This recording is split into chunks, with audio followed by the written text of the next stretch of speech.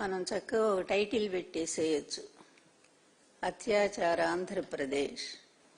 ఎందుకంటే Guinness book కూడా పంపించాలనుకుంటున్నా నేను, రేపో ఎల్లుండో. మొత్తం ఆ డేటా అంతా కలెక్ట్ చేసి పసిపిల్ల 6 నెలల పసిబిడ్డ మొదలుకొని 60 ఏళ్ల వృద్ధురాలి వరకు కూడా ఎన్ని జరిగినాయో ఈ ప్రభుత్వం ఏర్పడిన తర్వాత వాళ్ళందరి లిస్టు కూడా తీసుకుంటే ఇంతవరకు బహుశా ఏ రాష్ట్రంలో కూడా, భారతదేశంలో కాదు ప్రపంచంలో కూడా, బహుశా ఏ దేశంలో కూడా ఇన్ని అత్యాచారాలు వచ్చిన 2 సంవత్సరాల్లోనే కొన్ని వేలు దాటిపోయినాయి. ఎక్కడికక్కడ ఒక్క కేసు కూడా ఇంతవరకు వాళ్ళు వాళ్ళని అరెస్ట్ చేయటం కానీ, లేకపోతే వాళ్ళ మీద కేసు బుక్ చేయటం కానీ స్వయంగా ఎమ్మెల్యేలు చేస్తున్నారంటే ఇంతకంటే నీచం ఏమన్నా ఉందా? ఇక్కడ ఆశ్చర్యం ఏంటంటే ఈ సనాతనులు, ఎందుకంటే ఈ మధ్య సనాతనవాదం కొత్త డ్రామా ఒకటి మొదలైంది కదా ఆంధ్రప్రదేశ్లో. కొత్తమైనటువంటి డ్రామా, కొత్త డ్రామా మొదలైపోయింది. ఏంటి మతం, అదేవిధంగా మా ఇలవేల్పు వెంకటేశ్వర స్వామినే మేము రోజు పూజ చేస్తాము. మరి ఇన్నేళ్లలో 40 ఏళ్ల ఇండస్ట్రీ ఎప్పుడు కూడా ఒక్కసారి కూడా ఆ మాట చెప్పినట్టు మనం వినలేదు కదా. గతంలో ఏనాడు చెప్పలా, ఈ మధ్య చాలా ఎక్కువైపోయింది దానికి. ఎందుకంటే అది కూడా వెంకటేశ్వర స్వామిని కూడా రాజకీయాల్లోకి లాక్కొచ్చేసాడు గనక, లాక్కొచ్చి దేవుణ్ణి కూడా నేను వాడుకుంటున్నా చూడండి అని చెప్తా ఉన్నాడు. కనుక ఈ సనాతనులు వీళ్ళందరూ కూడా మతం గురించి ఇంత గొప్పగా మాట్లాడుతున్న వీళ్ళు, పూర్వరంగం చూస్తే దేవుడే లేడని చెప్పిన ఆయనేమో సిబిఎన్ చంద్రబాబు నాయుడు. అదేవిధంగా మా నాన్న దీపంతో సిగరెట్ వెలిగించుకుంటాడని చెప్పినటువంటి మరొక ఆయన డిప్యూటీ సీఎం. వీళ్ళిద్దరూ కలిసి ఈరోజు బ్రహ్మాండమైన వేషాలు వేసుకొని తిరుగుతూ ఉన్నారు ఆంధ్రప్రదేశ్లో. పోనీ ఈ సనాతన ధర్మం ఏం చెప్పింది మహిళల గురించి అనేది వీళ్ళకు ఒక్కసారైనా ఆలోచించారంటే అదేమీ లేదు. ఎత్ర నార్యస్తు పూజ్యంతే రమంతే తత్రావై దేవాహ, ఇది చాలా మనుస్మృతి అనుకుంటా అని చెప్పింది. అందువల్ల ఏ దేశంలోనైనా సరే మహిళల్ని గౌరవించాలి, పూజించాలి. అలా మహిళల్ని గౌరవించినటువంటి సమాజమే చాలా ముందుకెళ్తుందని చెప్పి గాంధీ గారు కూడా చెప్పారు ఇదే మాట. ఏంటంటే no civilization can survive itself in believes in women's independent. ఎక్కడ కూడా ఏ దేశమైనా సరే నాగరికతలో ముందుకు పోవాలి అంటే స్త్రీలను గౌరవించాలి, ఆ స్త్రీలకు సమానమైనటువంటి అధికారాన్ని ఇవ్వాలి. అట్లా స్త్రీలను గౌరవించకుండా అణిచివేతకు లేకపోతే వాళ్ళని ఒక భోగ వస్తువులుగా వాడుకునేటువంటి ఏ సమాజం కూడా ఇంతవరకు ముందుకు పోలేదు. గతంలో మనకి భారతం రామాయణం చదువుకున్నాం కదా, సీతను చెరబడితే మొత్తం లంకతో సహా సర్వనాశనం అయిపోయాడు రావణాసురుడు. అదేవిధంగా ద్రౌపదిని నిండు సభలో అవమానం చేస్తే వంశనాశనం అయిపోయాడు దుర్యోధనుడు. ఇలా చరిత్ర అంతా మనకి చెప్తూ ఉన్నా కూడా సత్యాలు మరి ఇప్పటి వరకు కూడా కళ్లు తెరవనటువంటి పురుషాధిక్య సమాజానికి ప్రతీకలుగా నిలబడ్డ ఈ చంద్రబాబు నాయుడు, ఆయన కొడుకు, అదేవిధంగా పవన్ కళ్యాణ్, ఈ ముగ్గురు కలిసి మహిళల మీద ఇంత దారుణంగా జరుగుతుంటే ఒక్క సుగాలి ప్రీతి విషయానికేమో పెద్ద అల్లరి గొడవ చేసినటువంటి పవన్ గారు, మరి మా గవర్నమెంట్ వస్తే 5 నిమిషాల్లోనే నేను పరిష్కారం చేస్తా అంటే చివరికి వాళ్ళ అమ్మ వచ్చి రోడ్డు మీద పాపం ధర్నా చేసినా కూడా ఆవిడని పట్టించుకోకుండా అయిపోయింది మీ పరిష్కారం, అయిపోయింది మీ కేసు అసలు తీసుకోవడానికి వీల్లేదు. ఇంత దుర్మార్గంగా వ్యవహరిస్తున్నటువంటి వీళ్లు పరిపాలకులు అని చెప్పి ఆశ్చర్యం వేస్తా ఉంది. ఇక ఈ మహానుభావుడు ఉన్నాడు కదా, గంటకు ఒక మాట పూటకో వేషం వేసేటువంటి చంద్రబాబు నాయుడు ఉన్నాడు కదా, ఆయన అంటాడు మహిళల మీద ఎవరైనా సరే మహిళలకు అన్యాయం జరిగితే వాళ్ళ పని ఆఖరంట, అంతటితో ఉండరంట. కానీ ఈయన సాగిస్తూ వచ్చిందే మహిళల మీద కదా. నన్ను మొదలుకొని మొదటి నుంచి కూడా ఈయన జరిపినటువంటి అన్యాయాలు, వేసినటువంటి నిందలు అతి దారుణంగా ప్రభుత్వాన్ని లాక్కోవటానికి, ఎన్టీఆర్ని దింపటానికి, ఆయన మరణానికి కారకుడైనటువంటి వ్యక్తి ఫస్ట్ లక్ష్మీపార్వతినే కదా టార్గెట్ గా చేసుకుని ఇష్టం వచ్చిన నిందలు మొన్నటి దాకా కూడా వేస్తానే ఉన్నారు కదా, ఇప్పుడు కూడా వేస్తున్నారేమో తెలియదు. మరి ఒక మహిళ వచ్చి ఆయన ప్రాణాలు కాపాడి అధికారాన్ని తీసుకొచ్చి ఆ రోజు మీరంతా ఎక్కడున్నారు? ఈ మహిళే కదా ఎన్టీఆర్ గారితో రాష్ట్రం అంతా తిరిగి మొత్తం కూడా 258 సీట్లు సాధించినప్పుడు ఆ విజయంలో ఆమెకు పాత్ర లేదా? ఆ రాగానే 8 నెలలు తిరగకుండానే ఆ మహిళ మీద ఇంత ఘోరమైన నిందలేసి మరి గవర్నమెంట్ని పడగొట్టినటువంటి నీకు మహిళల మీద గౌరవం ఉందా చంద్రబాబు నాయుడు? ఎంత నువ్వు మేకవన్నె పులివంటే పైకి మేకతోలు కప్పుకొని సూక్తులు సూత్రాలు అన్ని కూడా పైకి మాట్లాడుతూ ఉంటావు, శాంతి మంత్రాలు చెప్తూ ఉంటావు, వెనక చేసే అన్ని కూడా ఘోరమైనటువంటి కృత్యాలే. ఎంత కుసంస్కారి నువ్వు. నీ ప్రభుత్వం రాకముందు నుంచే అంటే అనౌన్స్ అవ్వగానే నీ ప్రభుత్వం వస్తుంది అనగానే మొదలైపోయినాయి అమ్మాయిల మీద అత్యాచారాలు. ఎక్కడి నుంచి కర్నూలులో పసిపిల్లని ఇంతవరకు డెడ్ బాడీ కూడా దొరకనటువంటి పరిస్థితి. అక్కడి నుంచి ఎన్ని రకాలైనటువంటి పసిపిల్లల మీద, అదేవిధంగా స్వయంగా మీ పార్టీ ఎమ్మెల్యేలే ఈ విధంగా అత్యాచారాలు చేస్తుంటే ఏ ఒక్కడైనా సరే నువ్వు పార్టీ నుంచి సస్పెండ్ చేసావా? ఏ ఒక్కడైనా సరే తీసేసావా? ఇంతెందుకు, ఒక పవిత్రమైనటువంటి వెంకటేశ్వర స్వామి దేవాలయానికి నువ్వు చైర్మన్ గా పెట్టినటువంటి వ్యక్తి ఈ విధంగా ఇంత వయసులో, ఎందుకంటే వయసు మొన్ననే చెప్పుకున్నాం మనము, వయసు ఎంత పెరిగిందనేది కాదు, జ్ఞానం ఎంత ఉంది, సంస్కారం ఎంత ఉంది, ఏ విధంగా మంచి నడవడిక ఎంత ఉంది అనేటువంటిది తీసుకొని అటువంటి వ్యక్తుల్ని అట్లాంటి ప్రదేశంలో పెట్టాలా స్వామి? ఎందుకంటే ఇదంతా కూడా ఒక ఇన్స్పిరేషన్ కదా. భక్తులందరికీ కూడా ఒక మంచి వ్యక్తి అక్కడ ఉన్నారంటే అదొక గౌరవము, ఒక ఆరాధన కలుగుతుంది. అట్లాంటి ఒక వ్యక్తే ఈ విధంగా పాల్పడితే మళ్ళా నిస్సిగ్గుగా దాన్ని సమర్థించుకుంటుంటే ఏం తప్పేంటి మేం చేస్తే అనేటువంటి స్థాయిలో ఉంటే, మీ వ్యక్తిగత జీవితాల గురించి మాట్లాడట్లేదు మేమెప్పుడు. మీ వ్యక్తిగతంగా 5గురిని చేసుకోండి, 10 మందిని చేసుకోండి, కానీ నువ్వు ఆ స్థానంలో ఉన్నప్పుడు ఒక మహిళ ఉత్తరం రాసి నీ దుర్మార్గాల్ని, నువ్వు చేసిన పాప పనుల్ని, వీటన్నిటిని కూడా ముఖ్యమంత్రి స్వయంగా రాసి ఇలాంటి వ్యక్తిని తీసుకురావద్దు ఈ పదవిలోకి అని చెప్పినప్పుడు అది కూడా పాటించలేదంటే నీ సంస్కారం, నీ సనాతన ధర్మం, నీ వెంకటేశ్వర స్వామి భక్తి చంద్రబాబు నాయుడు ఎక్కడ కలిపేశావు? ఏ కృష్ణానదిలో కలిపేశావు?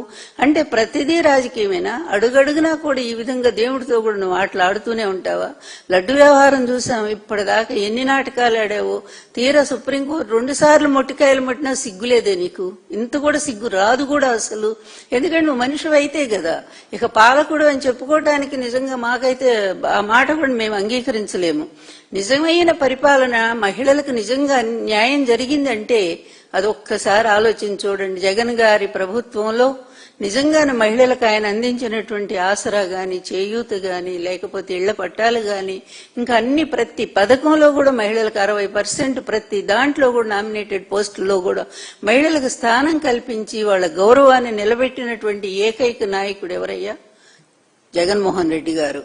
మరి నువ్వు వచ్చిన తర్వాత అంతెందుకు, పక్కనున్నటువంటి తెలంగాణ రాష్ట్రంలో ఒక అమ్మాయిని 3 దుర్మార్గులు వాళ్ళు వెళ్లి అమ్మాయిని అత్యాచారం చేసి చంపేస్తే దిశ అనేటువంటి పేరు తీసుకొస్తే చట్టాన్ని, అది వెంటనే ఆంధ్ర రాష్ట్రంలో అమలు చేసింది ఎవరు? జగన్మోహన్ రెడ్డి గారు. దిశ యాప్ని తీసుకొస్తే ఆ రోజు 1.5 మంది, 1,50,00,000 మంది ఆ దిశ యాప్ని వాళ్ళ ఫోన్లో ఫీడ్ చేసుకొని పెట్టుకున్నారు అమ్మాయిలు. అంతేకాదు, ఫోన్ 3 సార్లు ఊపితే చాలు. ఎన్ని పోలీస్ స్టేషన్లు పెట్టారు, దిశ పోలీస్ స్టేషన్లు.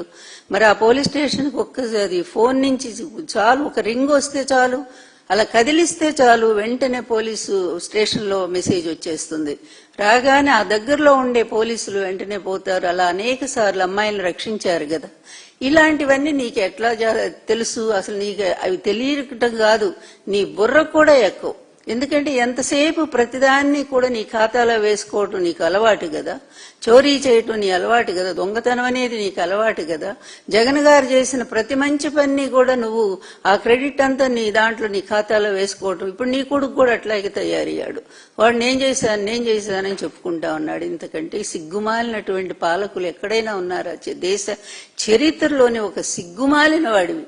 ఇంత నువ్వు చెప్పేడు, అసలు ప్రజలకు నీ పట్ల ఎటువంటి భావన ఉందో ఒక్కసారి చంద్రబాబు ఆలోచించావా నువ్వు? సారీ, ఒక్కసారన్నా నువ్వు ఆలోచించావా? ప్రజలు ఎంత అసహించుకుంటున్నారో, ఎంత ఏహిత నీ పట్ల కలిగి ఉన్నారో, నీ పరిపాలన పట్ల అనేది అవేమీ పట్టవు నీకు. ఎందుకంటే బెజవాడను ముంచేసిన దగ్గర నుంచి కూడా ప్రజలు ఎన్ని అవస్థలు పడుతున్నారో, రైతుల దగ్గర నుంచి మహిళల వరకు ఎన్ని రకాల ఇబ్బందులు పడుతున్నారో ఇవేవీ రావు. ఎంతసేపు ఉన్నా కూడా నువ్వు డబ్బు సంపాదించుకోవటం, అవినీతి మార్గంలో నువ్వు నీ కొడుకు, అదే విధంగా మిమ్మల్ని నమ్ముకున్నటువంటి పవన్ కళ్యాణ్కి ఈ విధంగా మీ ముగ్గురే లాభపడుతున్నారు తప్ప ఆంధ్ర రాష్ట్రంలో ఇంకెవరికైనా న్యాయం జరుగుతుందా? మీ పార్టీలో కొంతమంది వ్యక్తులు దోపిడీ శుభ్రంగా భూ కబ్జాలు చేస్తా ఉన్నారు, ఇసుక దోపిడీ చేసేసారు, ఇంకా మైనింగ్ అన్ని ఎక్కడ ఏది ఆఖరి మట్టితో సహా తవ్వేసుకుని అమ్మేసుకుంటా ఉన్నారు. ఇంత అవినీతి ఎప్పుడు చరిత్రలో లేదు. గత జగన్ గారి ప్రభుత్వంలో ఎక్కడ కూడా మచ్చలేదు. ఏ ఒక్కటి కూడా మీరు నిరూపించలేకపోయారు. ఎన్ని అబద్ధాలు చెప్పినా సరే జగన్ గారు ఎంత పూర్తిగా అవినీతి రహితమైనటువంటి అద్భుతమైన పరిపాలన, డైరెక్ట్ సొమ్ము ప్రజలకే అందేటట్టు మరి ఆయన అందజేశారు కదా. అది నిజమైనటువంటి పరిపాలన. అదంతా పోయి ఇప్పుడు ఎట్లాంటి పరిపాలన? రాక్షస పరిపాలన, మహిళలకు వ్యతిరేకమైనటువంటి పరిపాలన. అమ్మాయిలు భయపడిపోతున్నారు. మొన్న ఒక తల్లి ఆక్రోశం నేను విన్నాను, టీవీలో మాట్లాడుతూ ఉంది. మా పిల్లల్ని ఇప్పుడు స్కూలు పంపాలన్నా, స్కూలు దశ నుంచే 12-13 ఏళ్ళు వచ్చిన పిల్లల్ని కూడా స్కూలు పంపాలంటే భయపడిపోతా ఉన్నారు తల్లిదండ్రులు. ఇక కాలేజీకి వెళ్లే పిల్లలు మళ్ళీ ఇంటికి వచ్చిన దాకా కూడా పాపం అంతగా తల్లిదండ్రులు ఎదురు చూస్తా ఉన్నారు. ఇలాంటి పరిస్థితి ఒకనాడు ఎట్లా ఉందయ్యా మహిళలకి? సొంత ఇంట్లో తల్లిదండ్రుల రక్షణలో ఏ విధంగా ఆడపిల్లలు హ్యాపీగా ఉన్నారో, అదేవిధంగా సొంత అన్నదమ్ములు ఏ విధంగా వాళ్ళని కాపాడుకున్నారో ఆడపిల్లల్ని, జగన్ గారి ప్రభుత్వంలో కూడా ఆ విధంగా ఒక సొంత కుటుంబంలో ఉన్నట్టు హాయిగా తిరిగి వచ్చేవారు ఆడపిల్లలు. క్రైమ్ రేట్ ఎంత తగ్గింది? అత్యాచార ఘటనలు అసలు ఏవో పేరుకు 1-2 తప్ప ఎక్కడన్నా జరిగినాయా? చూడండి, కంపేర్ చేసి. మీరు ప్రభుత్వంలో అన్ని రికార్డులు ఉన్నాయి కదా, మీరే లెక్క చేయండి. కానీ మీ ప్రభుత్వంలో ఎన్ని జరిగినాయో ఒక్కసారి ధైర్యంగా బయట పెట్టగలరా? మీరు చేసినటువంటి పాపాలు ఎన్నంటే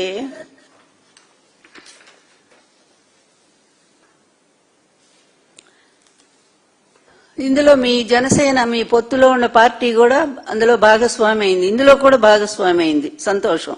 ఎందుకంటే పాపానికైనా పుణ్యానికైనా ఏదైనా సరే చత్వారో సమభాగిన అంటారు. ఏదైనా పుణ్యాన్ని పంచుకోవటానికి కూడా నలుగురుంటారు, పాపాన్ని పంచుకునేది కూడా కర్త కారయిత చైవ ప్రేరకశ్చ అనుమోదకాః చత్వారో సమభాగిన పుణ్యాపుణ్యం. అందువల్ల పుణ్యం కానీ పాపం కానీ వాళ్ళు నలుగురు కూడా భాగం పంచుకుంటారు. అలాగే ఇక్కడుండే రాష్ట్ర బీజేపీ కూడా శుభ్రంగా మీరు చేసే పాపాల్లో భాగం పంచుకుంటుంది. ఒక్క రోజు కూడా నోరు విప్పి వాళ్ళు మాట్లాడరు. మీ ఎమ్మెల్యేలు అతి దారుణంగా ప్రవర్తిస్తుంటే ఆడపిల్లల మీద మరి ఎక్కడ ఒక్కసారన్నా మరి ఇదేం రాజ్యాంగం అయ్యా బాబు? మీ రెడ్ బుక్ రాజ్యాంగం అంటే మీ అపర మేధావి, నీ కొడుకు స్టాన్ఫర్డ్ మేధావితనమంతా కూడా ఈ రెడ్ బుక్ రాజ్యాంగంలో పొందుపరిచి అందులో అమ్మాయిల మీద అత్యాచారాలు చేయండి, వీలైతే చంపేసేయండి, అదేవిధంగా ప్రతిపక్షం వాళ్ళు నోరెత్తిన వాళ్ళందరినీ తీసుకెళ్లి జైళ్లలో పడేయండి, ఇదే సరైనటువంటి రాజ్యాంగం అని చెప్పి ఆయన రాసుకున్నటువంటి రాజ్యాంగాన్ని మీరంతా కూడా మెచ్చుకుంటున్నారేమో అనిపిస్తా ఉంది చూస్తే. అంతే ఉంది, దాన్ని ఆమోదించినట్టే ఉంది. అందుకనే పోలీసులందరినీ కూడా ఎందుకు పనికి మాలిన వాళ్ళలాగా చేసి పక్కన పడేశారు, వాళ్ళని ఇంటికి కాపలాదారులాగా మార్చి పడేశారు మీరు పోలీస్ వ్యవస్థను కూడా. ఈ విధంగా ఇక్కడ మనం తీసుకుంటే ఇన్ని అంటే జనసేన రైల్వే కోడూరికి అది చెప్పేదే లేదు, అది సీరియల్ గా నడుస్తూనే ఉంది ఆ శ్రీధర్ గురించి. అట్లాగే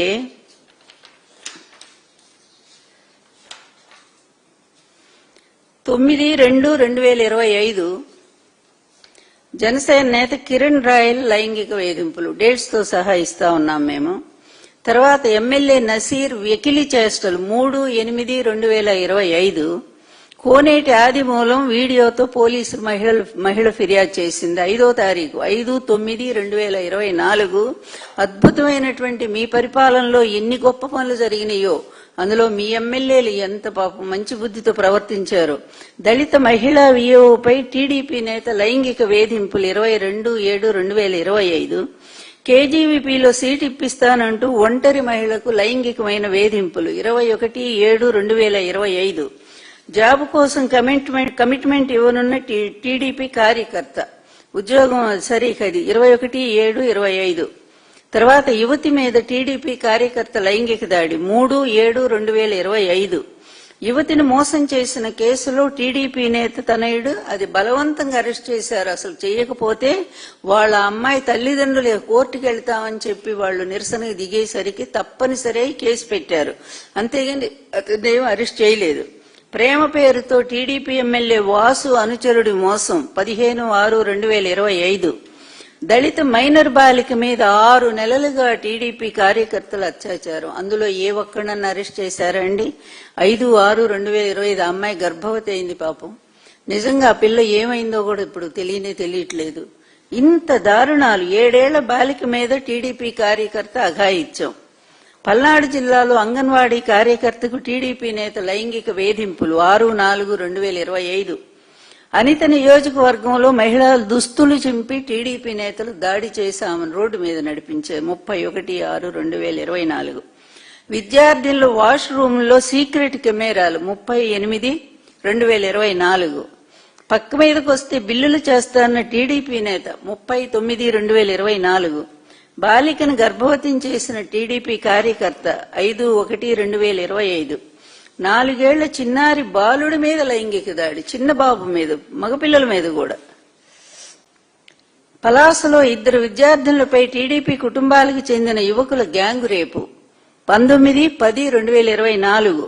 సవిత ఇలాకాలో మహిళపై టీడీపీ కార్యకర్తల లైంగిక దాడి 3/9/2024. టీడీపీ నేతల గాజుల రాసలీలల వీడియోలు బహిర్గతం 17/10/2024. ఇలా చెప్పుకుంటా పోతే ఒక కామాంధుల్లాగా, విచ్చలవిడిగా, దున్నపోతుల్లాగా, ఎట్లాంటి రోడ్డు మీద వదిలేసిన ఆంబోతుల్లాగా మీ శాసనసభ్యులు అంటే అలాంటి వాళ్ళని ఎంపిక చేసి మరీ కూడా సీట్లు మరి మీ కొడుకు ఇప్పించుకున్నాడో నువ్వు ఇచ్చావో తెలియదు గాని ఇలాంటి వెధవలందరినీ కూడా తీసుకొచ్చి ఆడపిల్లలకు అన్యాయం చెయ్యండి అని పాపం నోరు తెరిచి ఎంత ఎక్కువగా దళిత కుటుంబాలకు చెందినటువంటి అమ్మాయిలు ఉన్నారు. వాళ్ళు పెద్దగా వచ్చి రోడ్డు మీదకి వచ్చి మిమ్మల్ని ఎదిరించి పోట్లాడలేరు. కానీ మీరు మాత్రం అట్లాంటి పిల్లల్ని వాళ్ళకి పాపం కన్న తల్లిదండ్రులకు బాధ ఎంత కడుపు శోకం ఉంటదండి. కన్నబిడ్డ ఈ విధంగా కళ్ల ముందు బలైపోతా ఉంటే ఏ తల్లిదండ్రులు ఓర్చుకోగలరు? పాలకులయ్యుండి ప్రజల బాధలను అర్థం చేసుకుని రక్షించాల్సింది పోయి ఒక దుర్మార్గుల్లాగా వ్యవహరిస్తున్నటువంటి మీ పార్టీ నేతల మీద ఏం తీసుకున్నావు చర్యలు చంద్రబాబు? పవన్ కళ్యాణ్ మిమ్మల్ని కూడా మేము అడుగుతా ఉన్నాం, నువ్వేం తీసుకున్నావయ్యా? చీటికి మాటికి ఓ సినిమా డైలాగ్స్ వల్లించేస్తావు, ఆవేశంలో ఊగిపోతావు, వెళ్లిపోతావు. కానీ ఈ రాష్ట్రానికి నీ వల్ల జరిగిన మేలేంటో చెప్పండి పవన్ బాబు. మీ వల్ల ఏ ఒక్క మేలు జరిగింది, ఏ ఒక్క మహిళకు న్యాయం జరిగిందో దయచేసి చెప్పండి. ఇంకా ఆయన గురించి చెప్పనే అక్కర్లేదు. అదొక మాలోకం.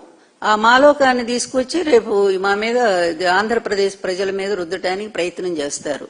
ఇందులో ఎక్కువ శాతం మంది ముఖ్యంగా బిఆర్ నాయుడు గారి గురించి చెప్పుకోవాలి అంటే ఒక మంచి మాదంతా చాలా గొప్ప కులం, మా రక్తం ఇంకెవరికి ఉండదు, ఇంత మంచి కులమే మా ఇంకెవరికి రాదు, మేము అంత గొప్పవాళ్ళం ఇంత గొప్పవాళ్ళం అని ఒకటే వీడియోల్లో ఈ మధ్య వాళ్ళు ప్రచారం చేసుకున్నారు కదా. ఒక కమ్యూనిటీ, ఒక సామాజిక వర్గం అంతా. మరి అంత మంచి కమ్యూనిటీలో పుట్టి ఇలాంటి ఏదో పేర్లు తీసుకొచ్చి చెడ్డ పేర్లు తీసుకొస్తూ సమాజానికి హాని చేస్తూ మహిళలకు అన్యాయం చేస్తూ పాపం ఆ మహిళ ఎవరు లెటర్ కూడా రాసింది కదా, తన కూతురికి ఆరోగ్యం బాగాలేక డబ్బులు ఇవ్వమన్నా కూడా ఇవ్వకుండా వాడుకుంటున్నాడు, ఇట్లాంటి వెధవకి ఇవ్వద్దు అని చెప్పి ముఖ్యమంత్రి స్వయంగా రాసింది కదా. ఇలాంటి వాళ్ళని తీసుకొచ్చి ఇక్కడ మరి పైన కూర్చోబెట్టి తిరుమల కొండ మీద కూర్చోబెట్టి ఆ పదవిలో చేస్తున్నటువంటి చంద్రబాబు నాయుడు ఏమాత్రం కూడా నీకు సిగ్గు బిడియం ఏమీ లేవా? అసలు మనిషివేనా నువ్వు? మానవత్వం అనేది ఇంత కూడా లేదా నీకు? అరే మహిళలు కదయ్యా బాబు, మన ఇంట్లో అమ్మాయిలు ఉన్నారు, మనము మరి ఎంతో ప్రేమిస్తాము. అలాంటిది ఆ మహిళలు మాత్రం మహిళలు కాదా? మన అమ్మాయిలు లాంటి వాళ్ళు కాదా? వాళ్ళ తల్లిదండ్రులకు ఆ కడుపు శోకం లేదా?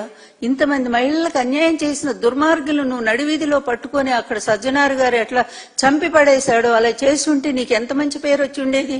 ఒక్కడిని కనీసం నువ్వు కాల్చి చంపించేవా? లేకపోతే వాళ్ళని తీసుకెళ్లి అసలు జన్మ ఖైదు వేయించేవా? నువ్వు ఏ ఒక్క ఎమ్మెల్యే మీద నువ్వు చర్య తీసుకున్నావా? ఇంతకంటే హీనత్వం ఇంకెక్కడ ఉంటుంది? ఇంతకంటే దరిద్ర పరిపాలన, ఇంతకంటే ముదనష్ట పరిపాలన ఈ చరిత్రలో ఎక్కడైనా ఉందా? నీది తప్ప. నీ దరిద్రపు ఈ పరిపాలనలో ముఖ్యంగా అమ్మాయిలు ఎక్కువగా బాధపడుతా ఉన్నారు. నువ్వు ఇచ్చేటువంటి పథకాలు ఎట్లాగే ఎగ్గొట్టావు, వాళ్ళకి ఏమీ రావట్లేదు. ఆఖరి పెన్షన్లు ఇచ్చేటువంటి వాళ్ళకు కూడా దాదాపు 30 లక్షల మందిని తీసిపడేసావు 60 లక్షల్లో అవి ఎగ్గొట్టేశావు. ఇక చేయూత లేదు, ఆసరా లేదు, మహిళలకు ఇచ్చే ఒంటరి మహిళలకు ఇచ్చేటువంటి లేవు, ఇవన్నీ కూడా ఎగ్గొట్టేశావు. నువ్వు వాళ్ళకి ఆ విధంగానూ ఒక పేద మహిళలకు సాయం చేయలేకపోతున్నావు. ఈ విధంగా కూడా ఇష్టం వచ్చినట్టు ఒక దున్నపోతుల్లాగా, ఆంబోతుల్లాగా, బలిసిన దున్నపోతుల్లాగా వచ్చి అమ్మాయిల్ని అత్యాచారం చేసి ఈ విధంగా దారుణంగా మరి వాళ్ళ జీవితాలతో ఆడుకుంటున్నటువంటి ఈ ఆంబోతుల్ని కట్టడి చేయలేకపోతున్నావు. ఎందుకయ్యా నీ పరిపాలన? నీకెందుకు అసలు? నువ్వు ఏం మంచి చేసావని ముఖ్యమంత్రి కావాలి? అడ్డదారిలో వస్తావు, ఎప్పటికప్పుడే వస్తావు. ఆ రోజు అంతే, ఎన్టీఆర్ని వెన్నుపోటు పొడిచావు, అడ్డదారిలో వచ్చావు. తర్వాత బీజేపీని పట్టుకున్నావు, మళ్ళీ అడ్డదారిలో వాళ్ళ దీంతో వచ్చావు. మొన్న అంతే, మోడీ గారి చలవతో గెలిచావు 2014లో. ఇప్పుడు అంతే, కూటమి ముగ్గురు వేసుకొని ముగ్గురు కూర్చురా ముండదయ్యం అన్నట్టుగా ముగ్గురు కలుపుకొని నువ్వు వచ్చి ఏదో పెద్ద, అది కూడా మళ్ళీ ఈవీఎంలు దీంతో చేసావు, మాయం మోసం చేసి గెలిచావు. ఇంత చేసి నువ్వు ఇలా అడ్డదారిలో గెలవటం అలవాటైన నీకు ఈ అడ్డదారి పనులు అలవాటు. నువ్వు అదే అనుకుంటున్నావు. నేను ఎట్లాగే ఈ ప్రజలు నన్ను గెలిపించలేదు గనక నా రాష్ట్రంలో ఇష్టం వచ్చినట్టుగా నన్ను నమ్ముకున్నటువంటి వాళ్ళు ఏమైనా చేయనియ్యి, ఎటువంటి అకృత్యాలకైనా పాల్పడినాయి, ఎటువంటి దుర్మార్గాలైనా చేయని, వాళ్ళని గురించి నేను ఇంకా ఆలోచించను. చక్కగా చేసుకోండి, మీరు హ్యాపీగా ఉండండి, మీ మీద శిక్షలు లేకుండా నేను చూసుకుంటాను. ఎందుకంటే నేను కూడా అంతే కదా, శిక్షలు తప్పించుకుంటేనే బతుకుతున్నాను కదా. ఈ రాష్ట్ర ప్రజల సొమ్మంతా కూడా లాయర్లకు నేను దోచిపెడతానే ఉన్నాను కదా. లేకపోతే ఇన్నేళ్లు ఎన్ని కేసులు నా మీద ఉన్నా కూడా ఏ లూద్రానో మరొకళ్ళు సిద్ధార్థ వీళ్ళంతా వస్తారు, నన్ను కాపాడుతారు, కోట్లు డబ్బు తీసుకొని పోతారు. అలాగే మీకు కూడా నేను కాపాడుతూ ఉంటాను, చెయ్యండి మీ ఇష్టం వచ్చినట్టు అని. ఈ విధంగా నువ్వే ప్రోత్సహిస్తున్నావా నీ పార్టీ వాళ్ళని? వాళ్ళ ఆనందాలకు అడ్డం రాకూడదని, వాళ్ళు ఏం పని చేసినా సరే వాటన్నిటికి కూడా నీ సపోర్ట్ ఉంటుందని పరోక్షంగా నువ్వు తెలియజేస్తున్నావా? అట్లాంటి వాడు ఎందుకు మహిళల పేరెత్తుతావు నువ్వు? ఏ మహిళకైనా అన్యాయం జరిగితే తన్నాలనిపిస్తుంది. నిజంగానే ఎంత కోపం వస్తుందంటే అట్లాంటి మాటలు మాట్లాడినప్పుడు.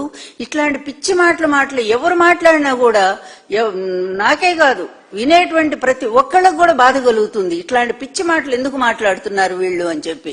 అందువల్ల దయచేసి ఎవరైనా సరే మీ పార్టీలో వాళ్ళు ఎవరూ కూడా మహిళలకు మేము న్యాయం చేస్తామనేటువంటి ఒక్క మాట కూడా మాట్లాడొద్దని చెప్పి నేను తెలియజేస్తా ఉన్నాను.